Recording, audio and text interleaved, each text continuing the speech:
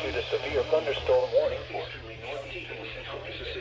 southeastern Potomac County in central Mississippi, southwestern Winston County in east central Mississippi, northwestern Neshoba County in east central Mississippi, until 4:30 p.m. Central Daylight Time. At 3:50 p.m. Central Daylight Time, a severe thunderstorm was located near Burma, or 15 miles north of Pearl River, moving southeast at 30 miles per hour. Hazard, 60 miles per hour wind gusts and nickel-sized hail. Source, radar indicated. Impact, expect damage to roofs, siding, and trees. This severe thunderstorm will be near Stour around 4:15 p.m. Central Daylight Time. For your move to an interior room on the lowest floor of a building.